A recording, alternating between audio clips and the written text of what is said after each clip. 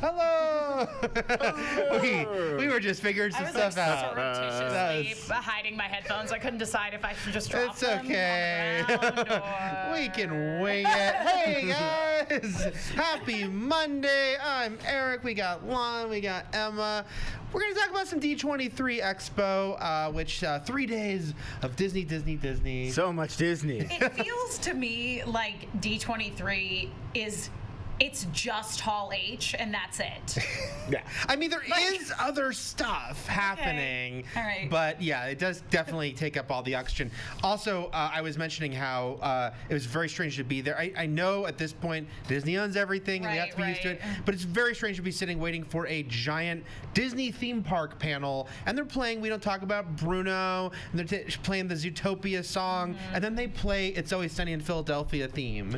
And there's just something very surreal about that. Yeah, well, because I remember seeing, and I believe, Eric, this was on your Twitter, the announcement that Patty's Pub is coming to Oh, no, I Disney was joking. Springs. Because they played that right before the Disney parks. They could. I said I believe it. Right? I mean, even though it's like not family if friendly. I made the decisions, that certainly would be happening. Can't wait for the Only Murders in the Building attraction. There You don't understand their power. Yeah. There was an American Horror Story panel at D23. At D23.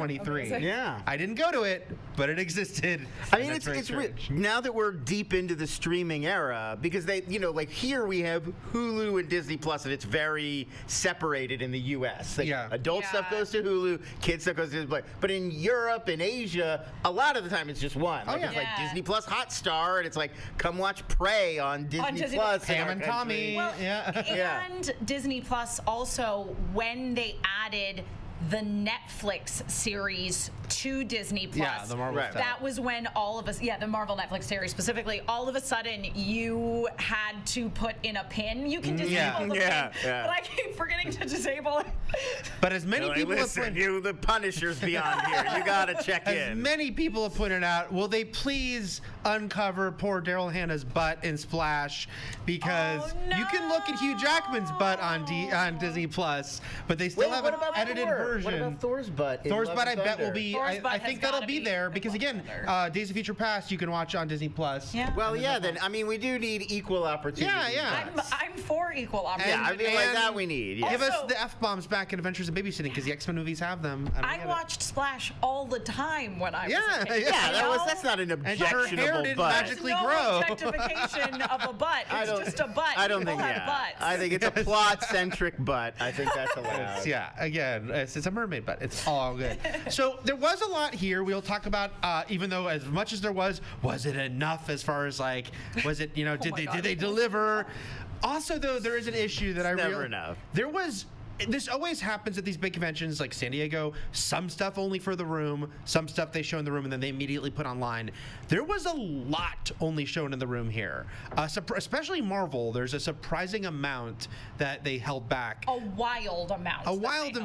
Because even at Star Wars Celebration, and the last time I was at Star Wars Celebration was in 2019, I remember really the only stuff that was room exclusive for a very long time was some of the Mandalorian stuff. Yeah.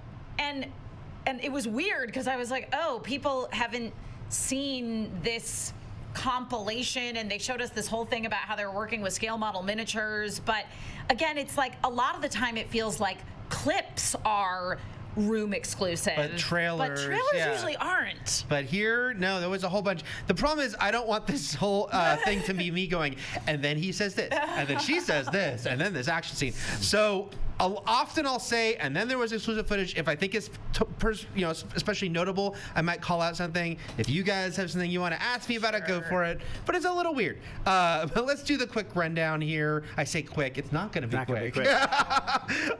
Get your favorite beverage. Right. Star Wars, Mandalorian Season 3 trailer, which everyone that one we've seen. That we saw. Yes. What did everyone think about the Mandalorian Season 3 trailer? I have no thoughts, just Babu Frick.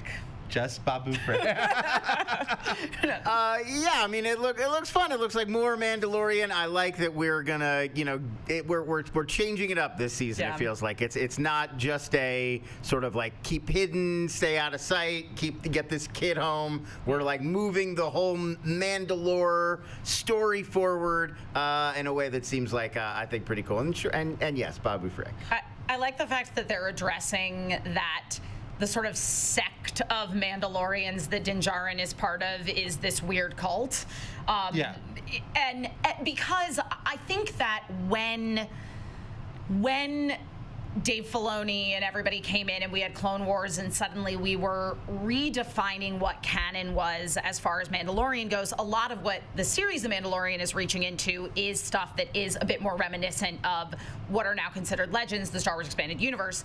And there were a lot of people that I think had some negative reactions to, the Mandalorians are basically like Vikings. They're like all white people that live on this planet. We found out they weren't all white when we got to Star Wars Rebels. We did get a little ethnic diversity there, but by and large, what we're seeing in Clone Wars in its initial iteration is a bunch of white, blonde, and/or redheaded people. But it is really interesting, kind of this conflict between what went on Mandalore, the planet, and what went on with the sort of expanded ideals of the Mandalorian creed. And so for me, as somebody that's very into Mandalorians, that I'm really excited to get into that particular conflict, because even within what was going on Mandalore itself, there's a lot of conflicts, because you have the people that were very on board with Duchess Satine and the whole we're neutral, we're pacifists, we don't want to get involved with anything that's going on anywhere else, and then all the Death Watch people that were the buddies of Pre Vizsla. So a lot of that is still in some ways unresolved, even though we have seen it explored within Clone Wars, within the extension of Clone Wars on the tail end of it, and in like the Ahsoka novel and things like that. But it'll still be really cool to see in live action the fallout like after the initial Star Wars trilogy. It's just even that, like, when you hear her explain that, and that the layers of complexity and the competing sides, and how this is a real crisis and situation, it's like that's what I think we want Star Wars to sort of teach. Yeah. When you look at something like Boba Fett, we don't need to dredge all of this back up, but it's a little simplistic. It's a little like, I'm gonna be a crime boss, you work for me, and it's just like this very superficial kind of storytelling. And with Mandalorian, and especially what we're getting into now with season 3, there's a lot going on, and it's nuanced, and it's a little bit complicated, and that sounds like a great meaty topic for a season. Yeah, this it's funny, although it's utterly bizarre to me that the season 2 Mandalorian left off with a big emotional ending that was both resolved / undone by a different TV show. Yeah. This season, how that happens. It's this season. It's so funny because there are some people I know who didn't watch Boba Fett who watched Mandalorian. I'm married to one who, if they see this trailer, are like, "What? They're just back together?" Yeah. But there was a Jedi involved a in this, couple episodes of Boba Fett you need to watch to understand what was happening. You can basically skip the rest. But this is a cool trailer, and look, I'm a simple man. I see a bunch of Mandalorians jumping out of a jump ship. That's pretty damn cool. Also a tree full of salacious crumbs. Oh yeah, that's from my favorite song. Yeah. You give me a tree of crumbs and you give me Boba Frick, I'm all good. Yeah. There was other stuff that we didn't, that coming off Star Wars Celebration a couple months ago. It's like Skeleton Crew. There was no real new info, but we did get an image of Jude Law in it. So that's we know what Jude Law is. It looks like Jude Law. This is the Star Wars Stranger Things. This is the Star Wars kids. They kind of reiterate. We got a little more of because Favreau saying how he was working on the Spider-Man movies with John Watts and said to him, "Would you ever want to do something Star Wars with us?" Thinking he might be like direct an episode of Mandalorian. Right. And he said, "I have a whole idea." And there was, I guess, this was something he'd been working on. But we'll find out more about that. I was very surprised / confused that there was nothing real on Ahsoka. They put the logo up, and I said, oh, here's the Ahsoka part. And they talked about how much Filoni loves her as a character and worked on her as a character. This was the day or two after the Ezra casting broke in the trades. I thought, oh, they scooped them, but they'll talk about it. They'll bring the actor out here. And they didn't. They didn't. There was no footage. Whoa. We did see a little footage of Celebration, too. So I don't know why, but Ahsoka was oddly talked about, but nothing tangible. I don't know. I mean, I think my only, and it's just a guess, but my only guess is that it would overshadow Mando season 3 and everything else because it's like the most anticipated thing they've got on the horizon. Yeah. But they like to build on these things.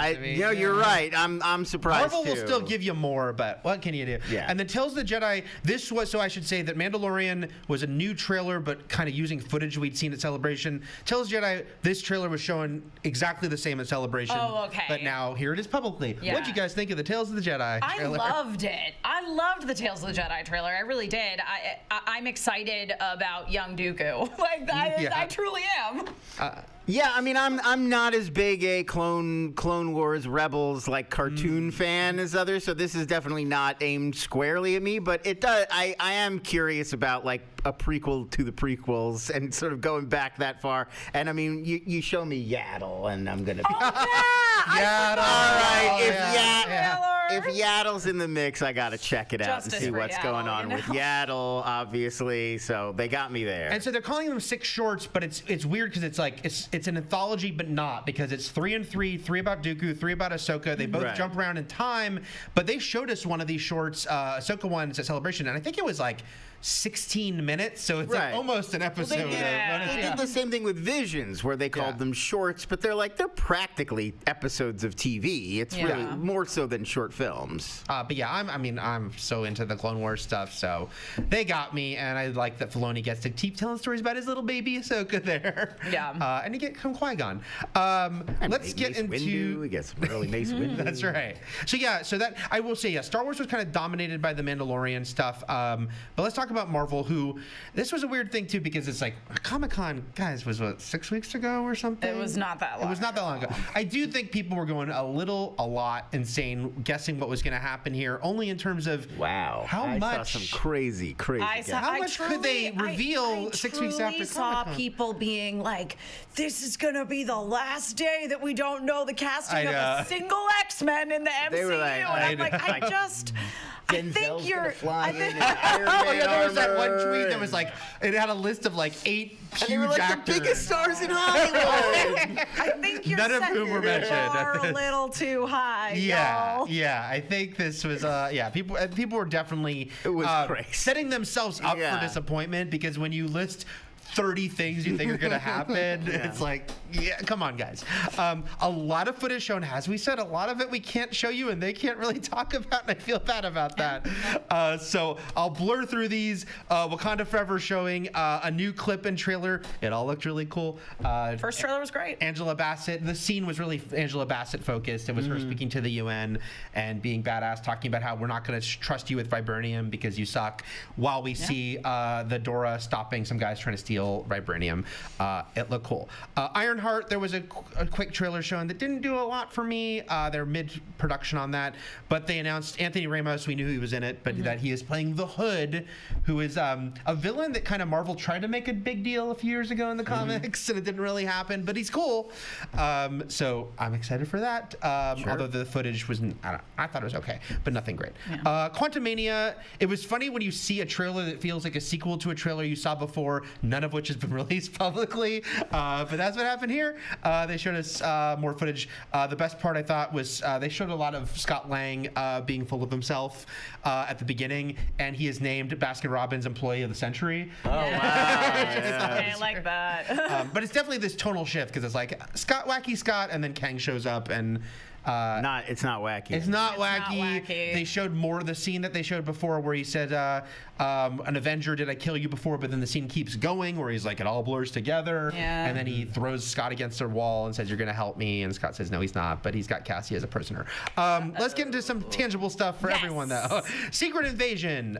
There was a clip shown only to us. It was the Rhodey and Nick Fury scene that you glimpsed in the trailer. Is Rhodey, what is his job? Is he the president? I don't think he's the president. I think someone else. There's a shot in this trailer of him, and he's flanked by aides, and he's got a bat. He's walking down a hall, and it's a very like presidential kind of shot. No, but I do get the idea that he is a high-ranking government official. Right. It's got to be like he's Secretary of Defense or something. Literally now. exactly. Wasn't that Ross's old role too? Yeah. No. It's something like that. They have to have Ross die off screen probably. So he's definitely like a top 5 government official at this point, I think. Yeah. And so, but what do you guys think of this trailer, which was a slightly retooled version of one they showed at Comic-Con only? But what do you think? Your first impressions of Secret Invasion here? I liked seeing Rhodey back for all the conversations we're having about like what is his job now. And I mean, he was in Falcon and the Winter Soldier just a little tiny bit, but it was cool to see him back.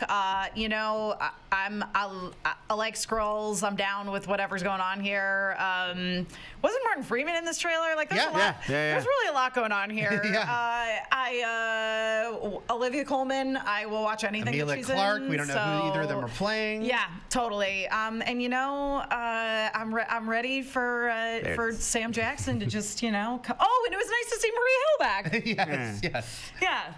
I really like I like Marvel in espionage conspiracy thriller mode. That's just like one of my favorite modes for them. So yeah, this looks like it's in that Winter Soldier, Falcon and Winter Soldier sort of world of like echoing those kind of 70s paranoia movies. So I'm in for that. And yeah, amazing cast in this one. They're really this to me feels like, and I don't know, they're not inviting these comparisons, but it feels like some of the MCU shows feel like tentpole event shows, and others feel like here's another show. And this one feels, and I don't want to get into which ones are which, but this one feels like a tent pole, like we're really pulling out all the stops. This is basically like movie junior, as opposed to some of the other shows, which are like, here's a new show. I really like the vibe of this too. I will say one thing that stood out, and we're going to talk about with the next footage we look at, that these really, really felt different, like the footage they showed that day. Like, I'll even say because sense of humor is a big part of Marvel, and some people hate that, and most people love it.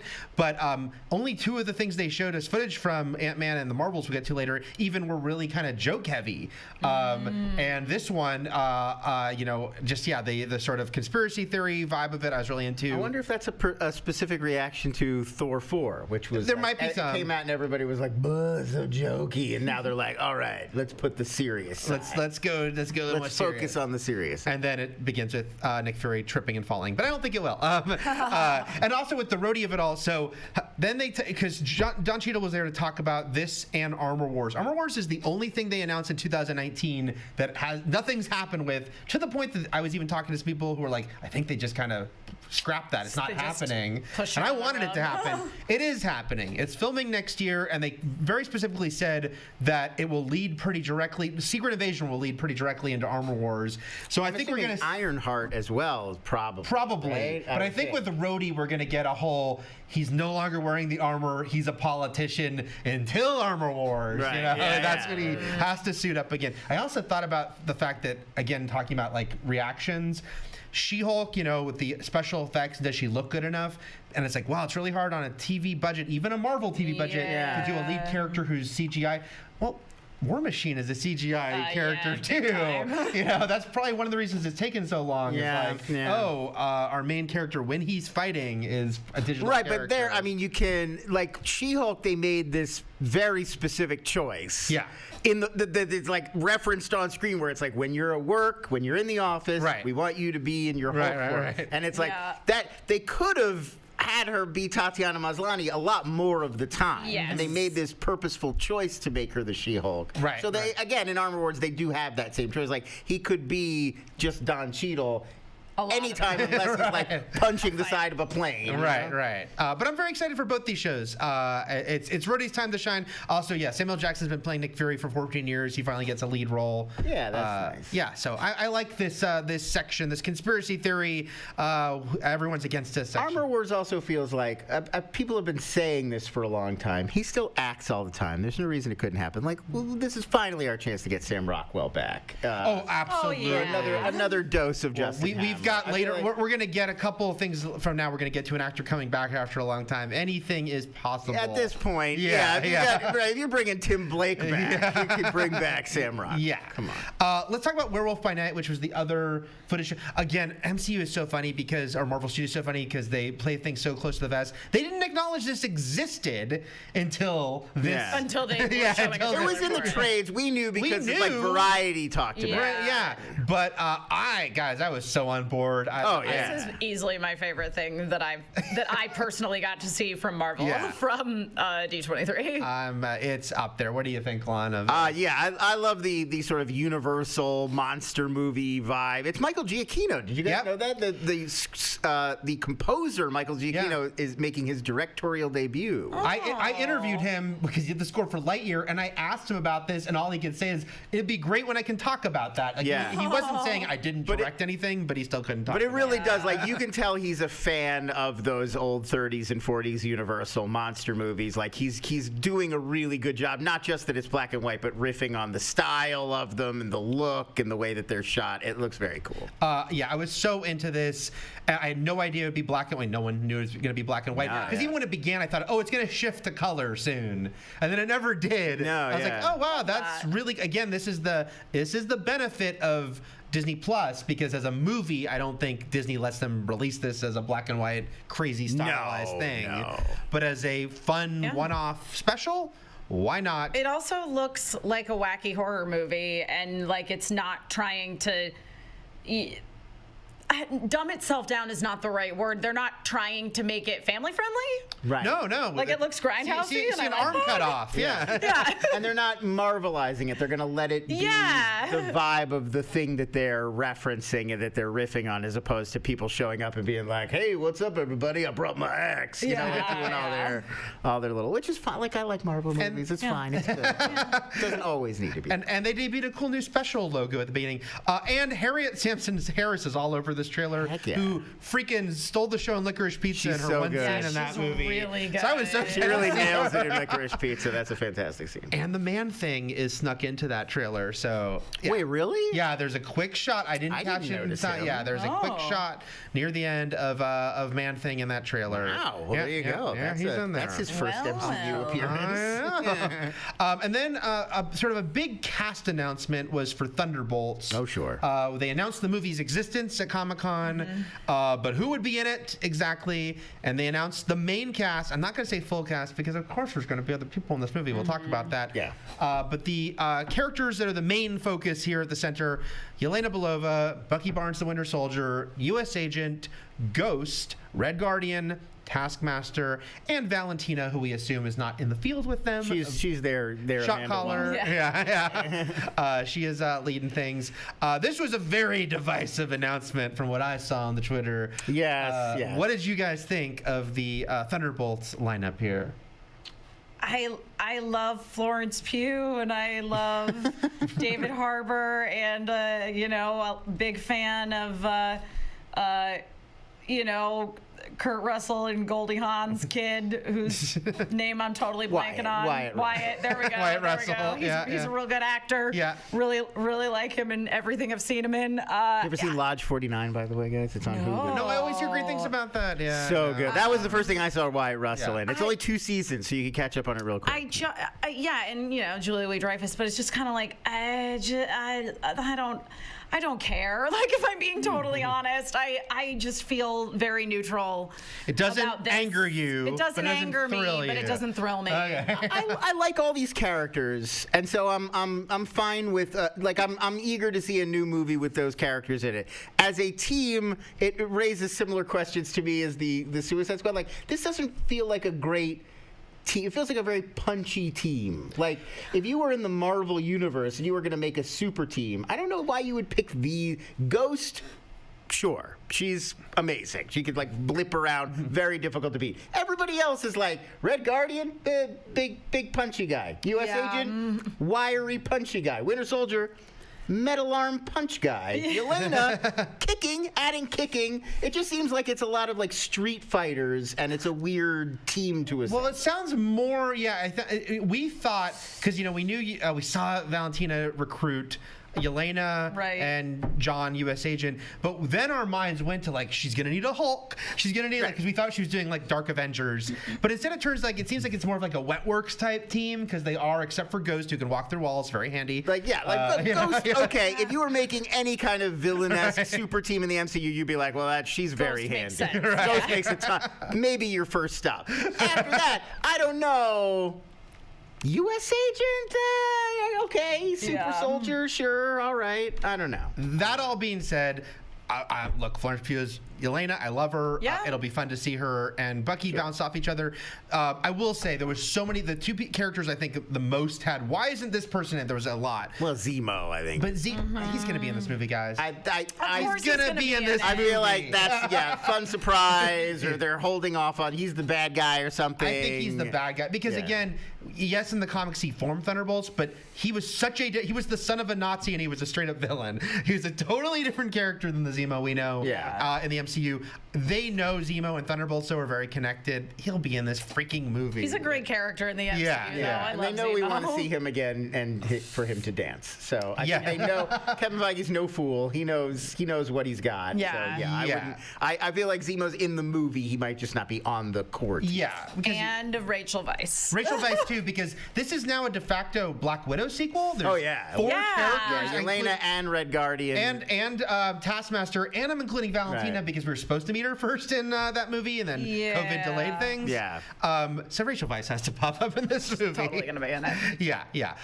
So I I'm not. I guess I'm a little above you in that I'm not neutral. I'm like, hey, I like these people. Yeah. It doesn't make me be like, yes, hell yes. I think this is one where, much as DC did with the Suicide Squad, I think this would be a great opportunity to bring in a little personality. I was gonna say, I loved the Suicide Squad.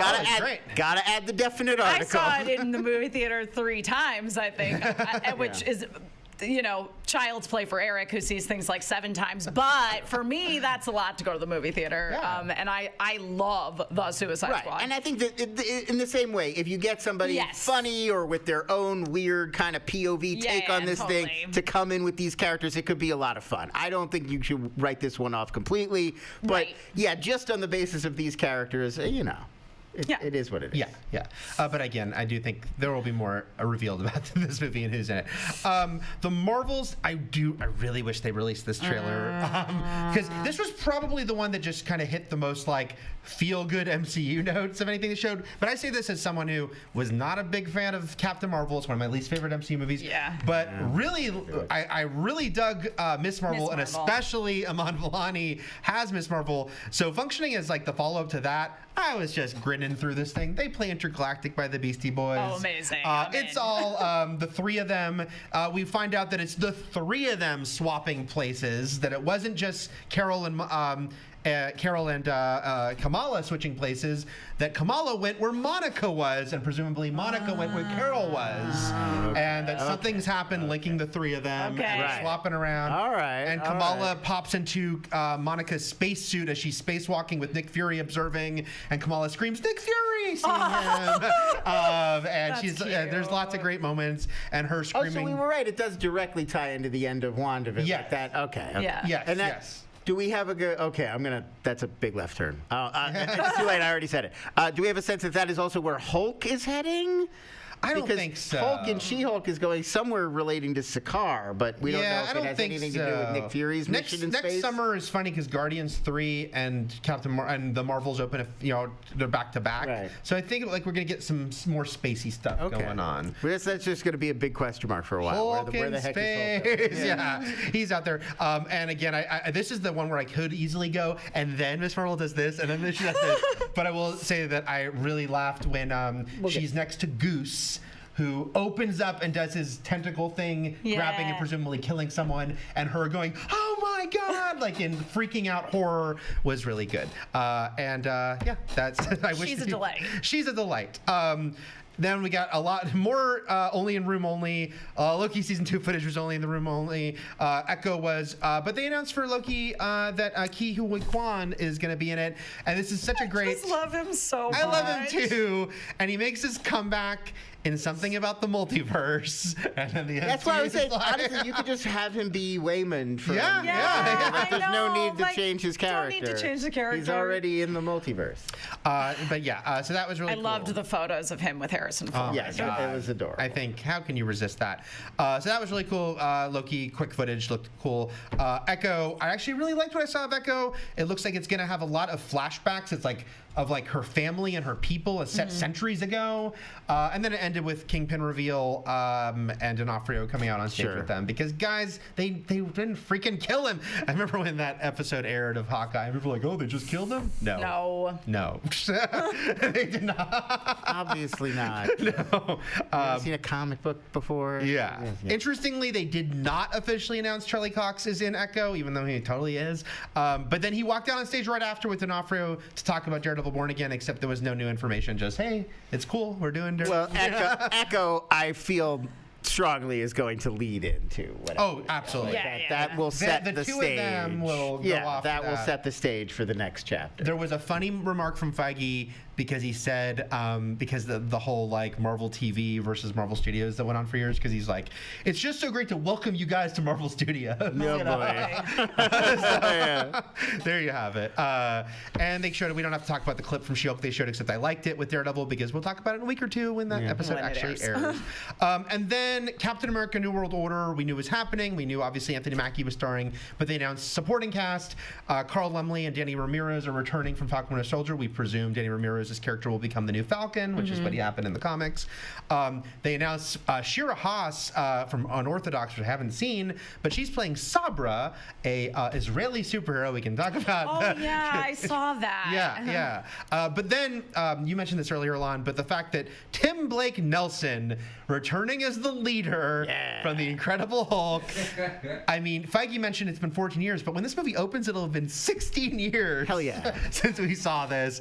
I freaking love it. Okay. You know? I mean, that makes me also really think he's the, we know that there is a She-Hulk. villain pulling the strings and She-Hulk behind the Someone scenes. wants her blood. Yes, that would be a great way to reintroduce the presence of Tim Blake Nelson. And he was a fan theory, but now that we know he's actually coming back. And with so many other callbacks to that first Incredible Hulk movie in this show, I feel like that makes perfect sense. Yeah. All I'm saying is Liv Tyler and Ty Burrell, Better be in it. be by your phone. Be by your phone, because it's coming. Anything is. I will say it's so funny how that movie, people were like, is it even part of the MCU? And it always was, but it was also kind of ignored. But now it's like, nope, we're just going to bring everyone back. Martin Starr's checking back in. Yeah. Well, no, he did in Spider-Man, and they said it's the same character. So there you go.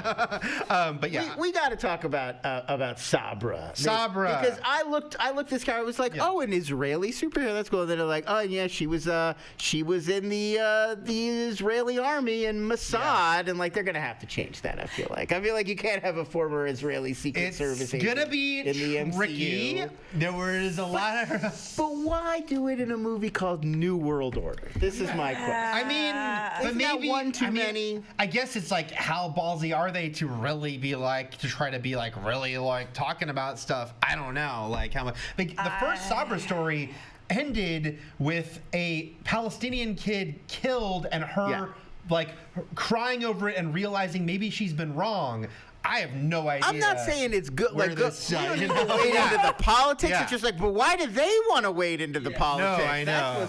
Did you guys also know that Tim Blake Nelson, also a Jewish man? I did not. A Jewish villain and a Jewish hero introduced in a movie called New World Order. I don't know if Samuel Stern's the leader. You sure about that? Yeah. We'll see. I will say this: they will have a lot to navigate with that character. Woo! I will sticking to the fun comic side. Discourse, folks. Yeah, the discourse will be fascinating. They can just ask, Nathan Fielder for some info. Yeah, wow. On top of everything you just said, which is all something they're going to have to deal with, she's a mutant in the comics, and I bet she'll be a mutant here because now we've opened that can of worms. Well, is that a thing we should talk about? Because Feige had said that this is going around the viral Twitter sphere, that the X-Men movie is a ways off. That was the quote. It's not for a long time. Which we're not going to have an again, I don't think there will be a movie called X-Men for a few years. I think we're just going to keep, which, by the way, as much as people were asking for it, and again, getting ahead of themselves and being like, this is when they announced it, I'm like, they don't, guys, guys, they'll be fine and you'll be fine.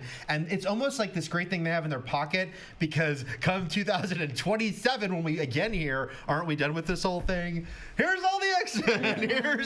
Here's Wolverine. But I also feel like it's exactly what you were saying with Sabra, that it's not that there's not going to be any X-Men. Right. It's that they're going to start dribbling mutants out over the next few years. You're not just going to get here are all the X-Men in one movie. Which is good. It is good. That's why those X-Men movies always felt so rushed, because they were like, here's all Secret. the X-Men. Here's Cyclops, and here's Secret, and that's Beast, and that's Nightcrawler, and we can forget about these guys, and like this now we'll have time to like get to know the X-Men. Right.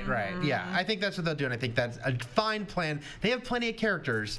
They'll get to them. I'll jump up before we go into because there's more. But I'll jump into a couple questions here. Martin Valensky saying Olivia Colman is in everything. Is she a Skrull? I mean, we're going to be asking about every single character on this thing, right? I'm going to go with yes. Just sight unseen.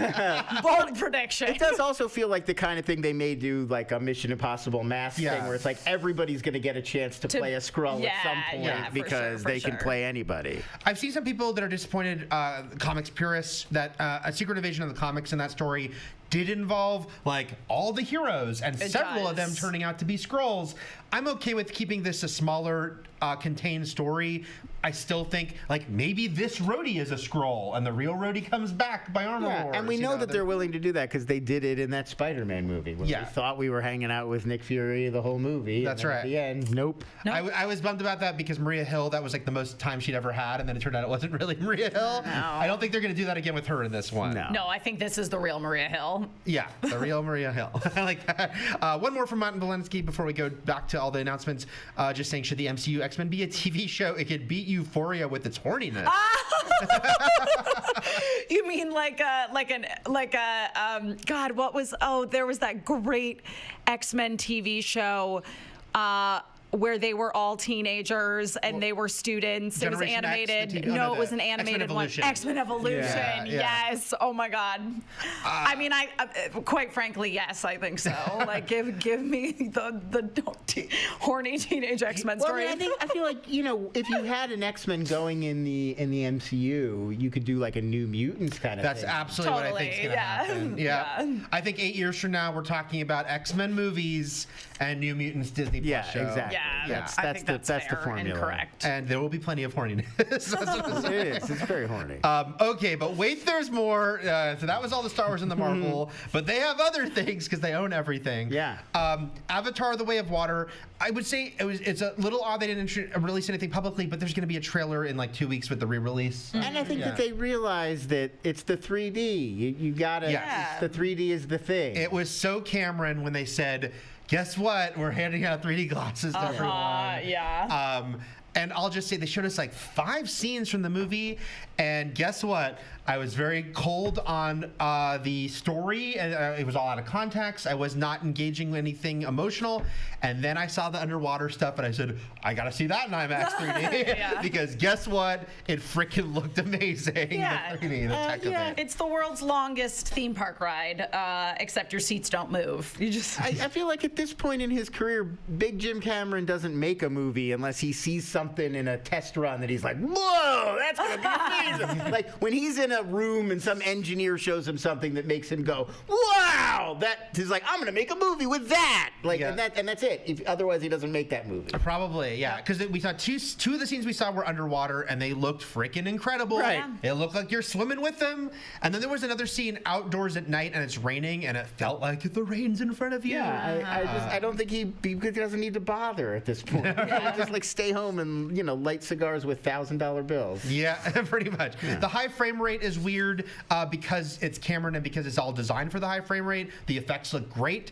There was some stuff when they were fighting that looked weird and jittery to me, but 90% of what I saw was like, this is, if I pay $25 to see a amazing demo in IMAX 3D, I think it'll deliver on that front. And sure. That's why people go see it and why they saw the first one. So, yeah. I mean, that's what Avatar is for. Avatar is for advancing like film technology. It is not for having an original emotional story that you connect with.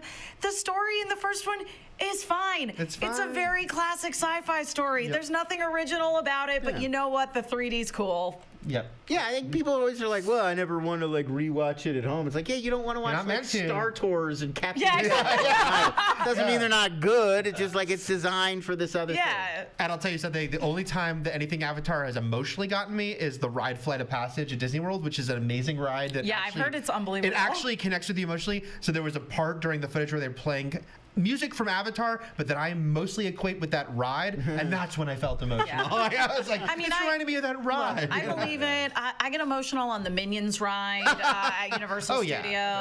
That one, you have a heart, yeah. There's the scene at the end is very sweet, so I get it. I get being emotionally There you affected by a theme go. park ride. You'll believe a theme park ride will make you cry. Avatar 2. Indiana Jones 5. Okay, if the bet I would have lost is I would have bet that they were going to give us the title. They didn't. They showed us a trailer, room only. Did you guys see the footage though of Harrison Ford on stage? Yes.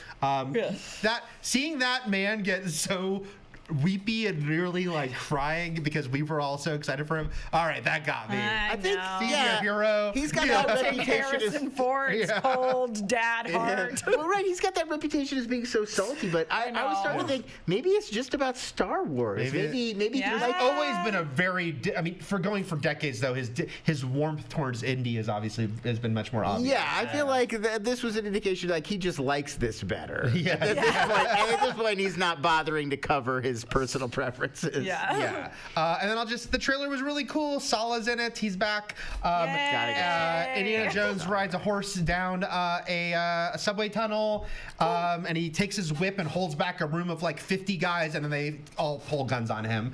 And the thing that made me the most satisfied is that when he's punching people, it's that Indiana Jones whack. Nice. Yeah. That amazing sound effect. I would really like to see Ke Huy Quan I know. show up in this movie. That's my thought about that. If I were the director of this film and I saw Everything Everywhere All at Once, I'd beg Disney for more money and rewrite the movie. Get him in there.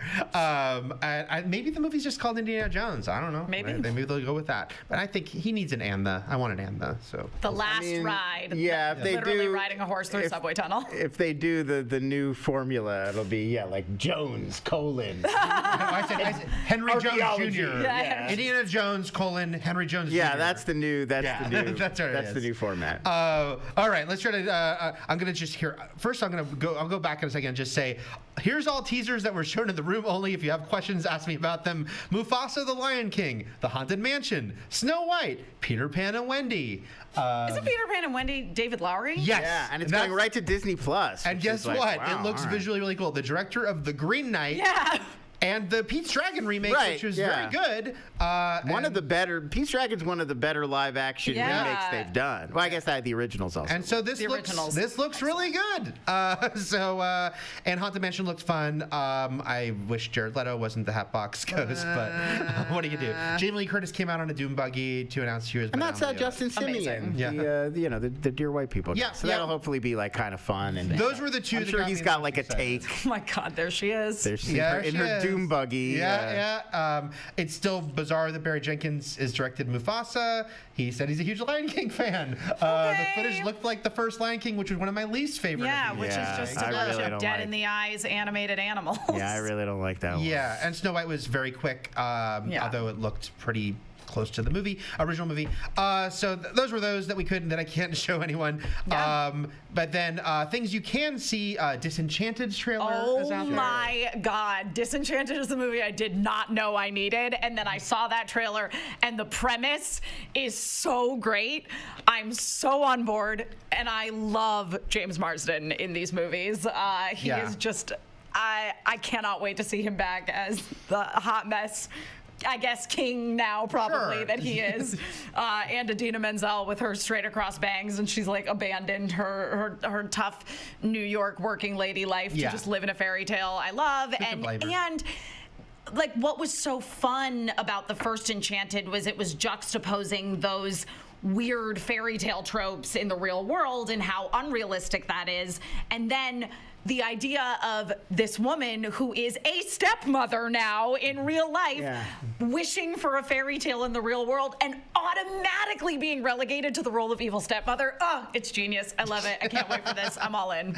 I was really digging this. You know, I'll mention, let's group this with Hocus Pocus 2, because this was of the two, I was way more into Disenchanted. Hocus Pocus 2, I was just like, all right, it's Hocus Pocus 2, but also I'm way more into Enchanted. Yeah. I love the first Hocus Pocus, but I'm like, we can just leave that one as it is. I mean, obviously, like Sam Richardson is a great addition to that ensemble. Totally. That's the one thing about the new one I thought looked promising, but otherwise it feels a lot like they're just redoing the bits of the first one. Like, I think you want to make a trailer that's less like, hey, remember how she says a muck cute a couple times? Like, it just feels like so slavishly like this is gonna be another. Feels like an actual hook. Yeah, exactly, and that is exactly what it is. It's that Hocus Pocus 2 feels like, and again, I also love Sam Richardson, but again, it feels like it's just hitting a lot of the same beats as the first movie, whereas Disenchanted has a different point of view. Exactly. It feels like it's more of a reinvention of the premise.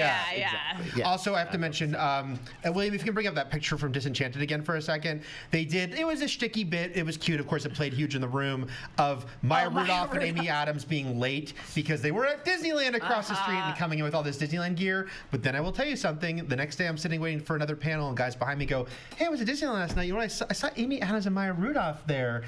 And it turns out that guy was not at that panel. So they did right from real life. They didn't go before, of course. Of course, But afterwards, that night, those two went to Disneyland. So I admire them for that. I'm stoked for Maya Rudolph in this movie. Same here. Yeah. And then Little Mermaid. This was this is more what you were talking about, Emma. The traditional clip in the room trailer for everyone. Yes, exactly. Because they showed us the entire part of your world scene, and then they released the teaser for us and for everyone. Yes. I'll tell you my thoughts on the clip in a moment, but first I am curious for you guys who only saw the teaser. I mean, it was thrilling for me to see Ariel's grotto. So Little Mermaid is the first movie I can remember seeing in the movie theater. And it is very near and dear to my heart. I love The Little Mermaid a lot. I love the production of the Broadway show is a hot mess, but the script is actually really funny and good, and the way that they updated it is very nice. Particularly when it comes to like Prince Eric and not falling in, like basically after she lives with him for a few days, he's like, I don't care. Like he holds like a singing competition to like try to find the girl who saved him, and he's ultimately like, I don't care. I'm in love with this girl. It's like I don't care if she's not the girl. Like this is the girl, and it's really good. And also in it, Ursula and King Triton are siblings, and it's a hilarious dynamic. It's great. So here's my thing. This trailer looks great. Haley Berry is the young Haley Bailey. Halle Bailey. There we go. I know it sounds like Halle Berry, but it's not Halle Berry. I'm sure she's had to deal with a lot. Oh no! Did you see? There was really funny too. Like some lady had a whole thread about like, 60-year-old Halle Berry starring in a Little Mermaid movie, and so the real Halle Berry retweeted it. Amazing. Her voice is beautiful. I think she can sing the heck out of this role. I don't like the embellishment of the songs. I want the songs to be sung as is. So this is where I'll say, although I want your thoughts on the teaser too in a second, but I'll say that the part of your world, they showed us the entire scene, and I will say, I was like blown away by her singing the whole song. No, yeah, like, again, the bit that she sings, I'm like, her voice is amazing. Yeah. But I don't need to Mariah Carey that was like, stay on one note. I mean, I feel like, you gotta let her put her stank on the song. That's the idea. We want it. You bring in the pop singer and let her. But I love when Beyonce just sings the Star Spangled Banner, and she sings it really nicely. I think this the centerpiece is the song and this great singer taking on this beloved Disney song. And I think that part worked great. I'm consistently underwhelmed by the visuals on these live action from animation remakes. I want a Little Mermaid world to be bright colorful, and lively and vibrant, and that's what it's like in the cartoon, and that's what it's like in my brain. And so when I see it in real life, it's kind of dank, and it's a little dark, and it's a little murky. They all get kind of Snyder vision. Yeah, and it's just like, why does Ariel's grotto look like that. It looks a little depressing instead of like this great, cool place that she loves to go that pops off screen. So I think that visually it was like, no, it's going to be another one of these. Yeah. But I do think that she looks like she's going to kill the role of Ariel. I think that I really do think that she's going to be fabulous. And again, like her voice is lovely. And this more so than, I don't know, let me pick one at random, Pinocchio. There's a good reason to do this one because it's a great role for somebody. Exactly. I haven't seen Pinocchio yet. It looked awful. The reactions have been amazing, though. But I will say that the biggest thing for me with this Little Mermaid trailer is that there's been so many really cute reactions from young black girls to seeing this trailer, and that is really important. And ultimately, like, this movie is for them. It's not for me. That's a reason to make this movie. Yeah, There's a great part for this woman to come in and play Ariel for a new generation. And I think it's going to be a big star. I mean, I obviously know she's already a music star, but for a wider audience, this will be a very big star as well. I am excited to see this one. The clip made me very hopeful. Let's try to take this home in a few minutes because Pixar. They announced Inside Out 2. Amy Poehler there. There's only just Amy Poehler. Which no other emotion, just joy. I missed that report that apparently they lowballed Mindy Kaling and Bill Hader, who are How are you going to lowball? I know. Bill Hader has up for 3 Emmys tonight. And Mindy Kaling, like both of them. It's weird. It's crazy. That's a crazy decision. Yeah. It's the same thing they did with Bender. Remember, they were like, we're bringing Futurama back on Hulu, but we don't want to pay the actor. Yeah, we don't want to pay John DiMaggio. They're both Bender, weird. the star of the show. That's like taking the most popular character, not bringing back the voice actor. Here, though, it's just taking 3 beloved people who are all very popular, and I think kind of in the same scale of celebrity. I don't think it's not like one of them isn't like Tom Cruise. Like it's like I guess you could say that Amy Poehler and Phyllis Smith are kind of the 2 lead characters. Yeah, sure. Like they're the ones who go on the adventure, and the others kind of stay at home base. But you would bring back all 5 of those emotions if you were doing Inside Out 2. It seems obvious to me. Yeah. Those are the 5 people you need to bring back. I mean, I get like, but not knowing. Maybe Richard Kind is Bing Bong. Right. You can make their decision. Hulk would be very upset about that. Not Bing Bong. I will say that I didn't know all that controversy when this was announced, and then I looked it up later. But she did say, of course, Riley will be a teenager, and there'll be new emotions, and I get the inherent humor in the new teenage emotions that they can introduce. Yeah, you don't feel angry or sad anymore. Right. Those are gone. Those are dead. Disgust goes away. But it's a weird situation. Hopefully it's good. I will just say, I'll just bang through that. Elemental, there was footage from the movie Elemental. They announced the movie Elio, and then they showed footage from a Disney Plus series called Win or Lose. It's Pixar's first like kind of full-length series about original characters. I understand Disney heavily everything we're talking about, sequels and familiar IP. Pixar continues, though, to kind of stand out with, like, except for Inside Out 2, it was all, like, original stuff. It all looked really good. And Win or Lose looked adorable. It's about a Little League team, and each episode is the different perspective of a different player in the week leading up to the big game.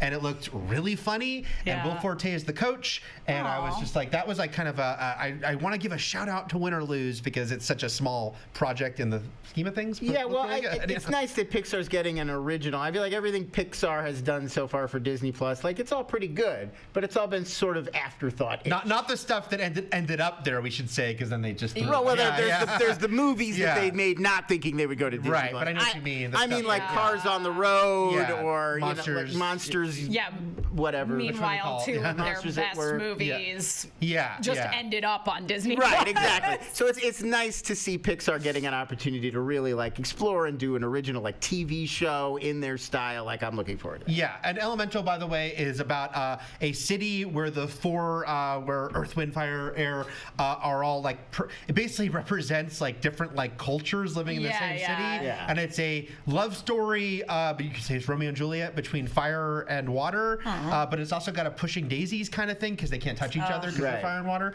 It looks really cool. Pushing I saw that one of the, like, maybe the director or one of the main animators also worked on Osmosis Jones. Jones, and if you look at the Oh lead, my God! and you look at the lead character, the water guy in Elemental has a very he's got an Osmosis Jones vibe. I completely agree now that you say that. Yeah. And let's bang through Walt Disney Animation Studios Zootopia Plus, which is a Disney Plus series. It looks cute. Awaju, which is a series that they're doing in conjunction with a African animation company, Kugali. Yeah. That looked really cool. It's like this sort of futuristic African city.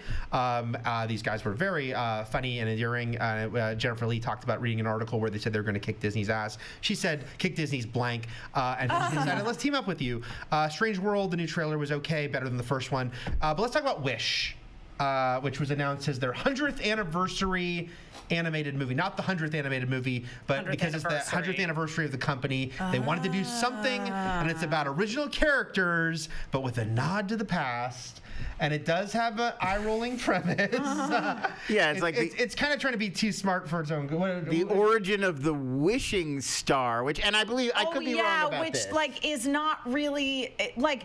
When you wish upon a star, the star is just it's really just the subject of a song. Yeah, like Geppetto wishes on the wishing star for Pinocchio to be a real boy, and then the blue fairy comes down and like. Yeah. But I always interpreted that as the blue fairy. The blue fairy the did magic the thing. one, Yeah. Not the star. This feels a little bit like they're trying to be a little bit of a multiverse for their animated movies. Yeah. Because they're all looking up at the same star. And they mentioned there'll be a lot of Easter eggs, which makes me think there's going to be a lot of these little things. I will say Ariana DeBose was announced as playing the main character, and she sang a song, and it was really pretty, and she sang it really well. All of this cynicism, it has nothing to do with the movie. We'll see the movie. Maybe the movie will be terrific. Yes. I don't know. I'm not saying it's going to be a bad movie. I just want to hear this premise. I'm like, it's about the star, but it's the fairy. I saw a really funny tweet. Someone said it's not based on the toy. It was like based on the real star. That it was the Chris Evans not the animated star. But well, I hope it's good. I actually think it probably will be good, but it's definitely some eye-rolling aspects to how they got there, trying to make it a 100th anniversary movie. Let's bring this home. We'll see if we'll do one or two AMA at the end. There's too much at theme parks. Emma and I said Emma and I could do 2 hours on just the theme parks, but we're not. Good Lord. But we'll talk about the one big announcement they had, because a lot of it was more like updates on things we knew, which was that Avengers Campus getting a big ride it was supposed to get years ago and didn't get, but now a new version of it, which is an Avengers/multiverse ride. And they showed some concept art for that had all sorts of characters, but like multiple versions of the same characters. There were 2 Hulks and 2 Spider-Mans, and there was Captain America Steve Rogers, and there's Captain America Sam Wilson, but there was also animated Steve Rogers in the armor from What If, but also Werewolf by Night and Man-Thing. And King Thanos is the villain. Fighting King Thanos. Yeah. I'm excited about I'm excited for it. Thanos who won. I'm also excited about the California Adventure San Francisco update. Yes. That's so smart. That just makes sense. It's very smart. I agree. I like that. I always forget like that movie. I like that movie, but I feel like Big Hero 6 is not front of mind, and so I like that they keep going back to that and bringing us the I agree. Max content. And Avengers Campus definitely needs its Rise of the Resistance. Yes, it does. It needs its big e-ticket ride. So yeah, I'm hopeful, excited for this. Let's see if I'll throw in a couple things here. Also, a Porto's at Downtown Disney. Oh, big news. My God, guys! News. I don't want to leave the biggest news I know you're not on the all table. in California. Din Tai Fung and Porto's coming to Downtown Disney. Porto's is an amazing bakery. There's like 4 locations. The lines are always insane. Yeah. That's going to be the biggest line at Disneyland now. Look, potato balls. They did pay us off. Potato balls at Porto's. That's it. They said that because throughout the Disney Parks panel, they're like, we're going to give you this poster of the Avengers ride art, the concept art. We're going to give you this pin of this character from Hong Kong Disneyland. Great. And they said, we're going to give you free Portos at the end of this. I was like, best panel ever. Sign me up. You don't understand what that means if you're in Los Angeles. That's like when I was working at Universal and we would do preview days for the new areas that were opening. Like I remember when we had our preview day for The Simpsons when they redid that area to look like Springfield, and it was like, come in and have donuts and Krusty Burger. It was great. It was, but yes, I'm all about the Portos is huge news, guys. Trust me. It's really here's two things. Really happy. If you're not from Southern California, go there. Although I did see someone I follow on Twitter and theme park Twitter said there's no way they're going to have normal Portos prices, which are actually very reasonable. Very reasonable. Oh, yeah. 85-cent cookie, but this version, Carly Wise was mentioning that. Yeah, it's going to be triple. They're going to hike these prices. Triples is best. All in the Game mentioned something we've talked about a little bit, which is Little Mermaid on top of Black Panther 2 with Namor, Avatar 2, Aquaman 2, 4 big budget water-based movies in a year. Yeah. Yes. What do we think about Aquamania? I really think that we had a discussion this morning about a good premise for a video, and I just realized we get to factor King Triton into that. So, nice. Let's go. Yeah. Underwater zaddies. Am I close? Rating Am I the close? underwater. I think I'm there. I got it. Wait, who's playing Triton? It's someone big. Javier Bardem. Yeah. Oh, yeah. I mean, that's hard to compete with. I'm going to be real with you. Number one with a bullet. I'm curious. I don't think this is a coincidence. I think it's as the technology improves to the point that you can believably shoot more realistic underwater footage without it looking gross all the time. Yeah. I think more filmmakers and studios are like, oh, let's do the underwater level. It's what's hip. It's what's happening with us now. Yeah. And I'll end with Jenna James